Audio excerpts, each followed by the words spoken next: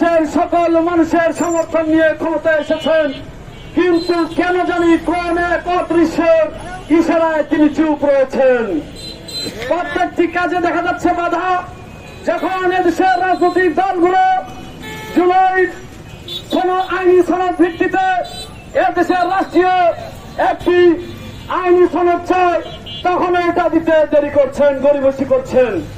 এই জন্য আজকে আমরা রাজপথে এসে আসতে বাধ্য হয়েছি এবং দেশের রাজনৈতিক দলগুলোর মধ্যে হতে 26টি দল যখন চাচ্ছে দেশের আগামী নির্বাচন যেন পিয়ার পদ্ধতি হয়, তারা নিম্ন কক্ষ বাদ দিয়ে উচ্চ কক্ষের আলোচনা করে, কিন্তু নিম্ন কক্ষের পিয়ার পদ্ধতির আলোচনা নেয় না।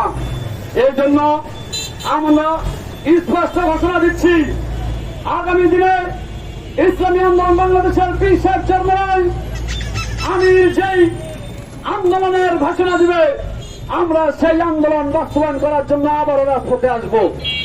আমরা দেখেছি এখনো স্বৈর শাসকের দোসরেরা যারা গণহত্যার সাথে জড়িত ছিল, যারা প্রকাশ্যে মানুষকে খুন করেছে, তারা এখনো রাজপথে বাসায় দিব্যি ঘোরাফেরা করছে।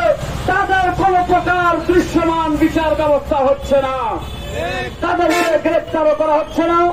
যারা গ্রেপ্তার রয়েছে তাদের কোন বিচারে এই পর্যন্ত কোন দৃশ্যমান আমরা দেখি নাই।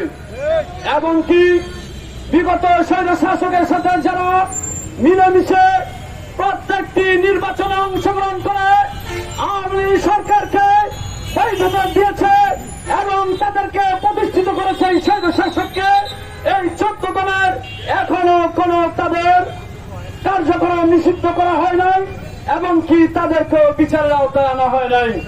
আমরা স্পষ্ট ঘোষণা দিচ্ছি, 14 দল আওয়ামী লীগ সহ 14 দলকে সমস্ত রাজনৈতিক কার্যক্রম তাদের নিষিদ্ধ ঘোষণা করতে হবে, অবশ্যই করতে হবে।